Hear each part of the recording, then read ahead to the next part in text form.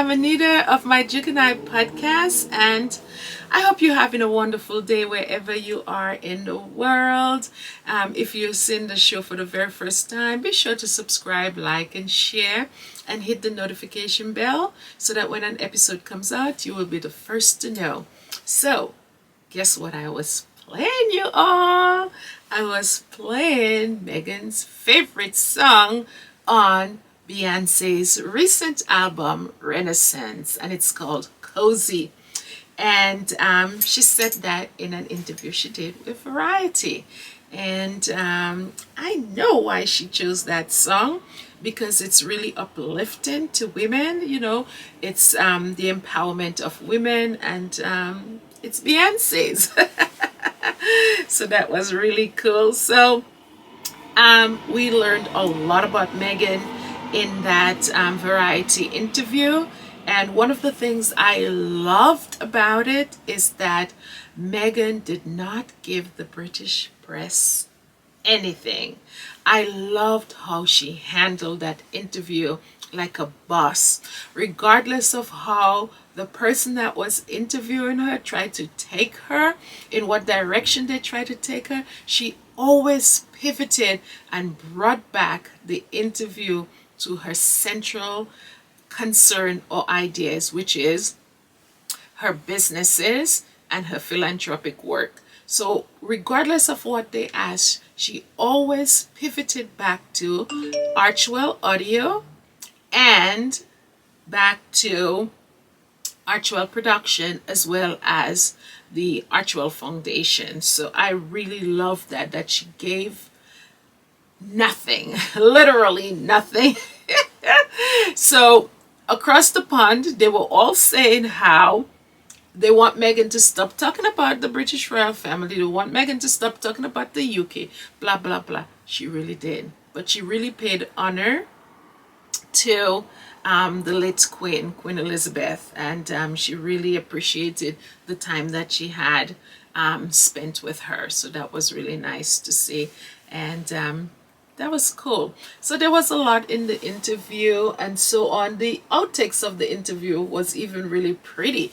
It was, to me, it really made me smile from ear to ear, because the photos were just absolutely amazing, and the video for the photos was just breathtaking. It was just so, I don't know, it was angelic. It was just beautiful to see. I really enjoyed those photos. They were just lovely, and it was so nice to see Meghan being herself, comfortable in her own self. So that was really lovely to see. And one of the things that she said in the interview, the interviewer asked her what she wanted most out of life, and she said joy. She says that's really it. It's everything that we can work toward for ourselves, our friends, our kids, those around us. That would feel so good. And we do feel joyful. So I know that she's happy. She has joy, you know? So that was really, really nice. And so let's go to Archetypes. Now, I was really surprised about Meghan's recent guest in episode 6. So we only have 6 more episodes. Can you believe that, people? We only have 6 more. We're halfway through. So she had Paris Hilton, and I wasn't really into Paris Hilton, but I'm happy I got to, learn more about her. And, one of the things that she said is that she was asked to play dumb on the show, and I think she did it with Nicole Richie, and she was, she was literally playing an airhead, and she was coming across as unsmart, rich, spoiled, and unsmart, but really that was not who she really is or was. And it's nice that she was able to clarify that for the world. So one of the things that Meghan said was, by the way, the show was called, it was focused on the archetype bimbo.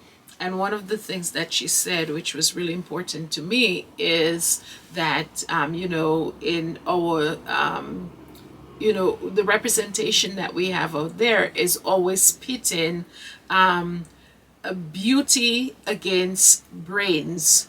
And the whole idea is, why can't we have both of them?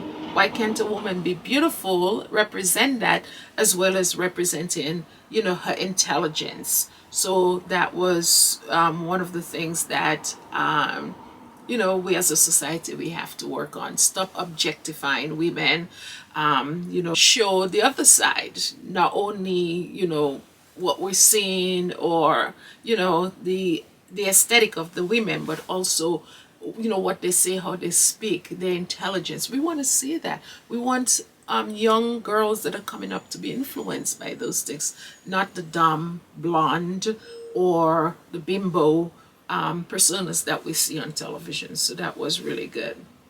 And they both can coexist, beauty and brains. Yeah. So that was the takeaway for me. So go ahead and listen. Let's keep Archetypes #1. So please go ahead and listen.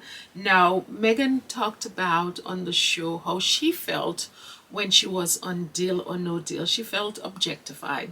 And, some people, it didn't go down well with them, particularly Whoopi Goldberg, who always have foot in the mouth syndrome. She always says something where she has to be censored, or she has to be put on time out on The View. So, she had her spiel about Meghan's feelings, but that's her feeling. She's allowed to feel that way. If she felt objectified, she's allowed to say that's how she felt. It's not Whoopi Goldberg, Whoopi's place to tell her how she should feel. And she said because she felt that way, she quit the show, So definitely Whoopi got certainly served on Twitter, as she should. And people literally give her a tongue lashing. And I think the amount of comments that she got there was probably, the last time I looked, was half of the likes. So I think it was 116 within 2 hours of like, and then she had 49 comments telling her to go and listen to the episode and stop taking sound bites from the episode, and then she really understand what Meghan was saying, which is true. I don't know what is wrong with our people. If it's not Whoopi, it's Kanye. Can you all stop the embarrassment? Whoopi and Kanye, thank you. So the next thing again, that it was just a busy week, I'm telling you, and I am loving it. I'm smiling from ear to ear. And the next thing that Meghan did was participate in a forum for Spotify, and it was called Women and Spotify. And one of the things that was said in by Meghan is that she really admired the courage of the women of Iran that has been protesting. So because to say, we all know that Iran is a country where men dominates and the women are not uplifted. So, and I don't want to say it wrong. I want to just say exactly that, she praised the women's courage over there for their protest and so on, for,